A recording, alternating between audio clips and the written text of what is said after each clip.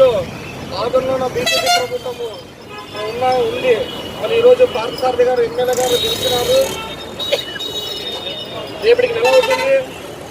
ఎక్కడ ఒక ఇంటికి అంతా కూడా డెవలప్మెంట్ ఎక్కడ జరగలేదు. మినిమం అక్కడ దుంతలు పడిన అవి రోడ్డు కూడా పూర్తికి కావడం లేదు. మరి గవర్నమెంట్ మళ్ళీ ఈయన ఎమ్మెల్యే క్షుణ్ణంగా చెప్తున్నాడు, నేను ఏదైనా సమస్య వస్తే నాకు చెప్పండి, నాకు ఫోన్ అయ్యండి అంటున్నాడు. మరి ఈయన ఫోన్ చేస్తే ఎత్తడం లేదు. మరి చాలా మంది బాధ అయింది. మళ్ళీ ఇక పార్థసారథి గారు మాటల కోటైనా ఉన్నాడా, మళ్ళీ చేతుల్లో ఉన్నాడని అర్థం కావడం లేదు. ఈరోజు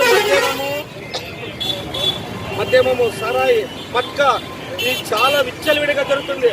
మరి దీని మీద ఎందుకు నువ్వు స్పందించలేకపోతున్నావు నాకు అర్థం కావడం లేదు. ప్రతి ఊరు నువ్వు రమ్మను, రోడ్లో మేము చూపిస్తాం అందరూ ఎంత విచ్చలవిడిగా అమ్ముతున్నావు అనేది. మరి దీని మీద నువ్వు అమ్మితే తాడు చేస్తావు, చర్య తీసుకుంటామంటావు. మళ్ళీ అధికారులని తాడు తీస్తానంటున్నావు. మరి తాడు తీయడానికి నువ్వు గవర్నమెంట్ ఇచ్చే ప్రజలు ఇచ్చే పాలించే వ్యక్తులు ప్రశ్నించాలి కానీ లేదా వాళ్ళు బుద్ధి చెప్పాలి. వాళ్ళ అధికారులని వాళ్ళు ట్రాన్స్ఫర్ చేస్తారు బెదిరించాలి కానీ తాటించినటువంటి చెప్పకూడదు. అంటే బీజేపీ ప్రభుత్వము బెదిరించేదానికే ఉంది కానీ పాలించేదానికి లేదనేది ముఖ్యంగా తెలియజేస్తున్నాము. మేము ప్రతిదానికి న్యాయం కోసం పోరాడడానికి ముందుంటాము. బీజేపీ ప్రభుత్వం చేసే అరాచకలు కానీ మరి టీడీపీ చేసే అరాచకలు కానీ ఏదైనా చేసేదానికి మేము ఖచ్చితంగా ముందు పోరాడతాము.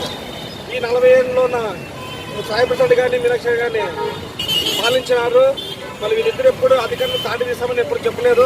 మళ్ళీ కొత్తగా వచ్చే నాయకుడు పార్థసారథి గారు మరి తాటి తీస్తామన్నాడు. ఈ అధికారులు కానీ తాటి తీసే హక్కు ఎవరు ఇచ్చినారు? మీకు ఒక అధికారం ఇచ్చినారు, అభివృద్ధి చేయాలని ఒక ప్రజలు ఒక పట్టం కట్టారు.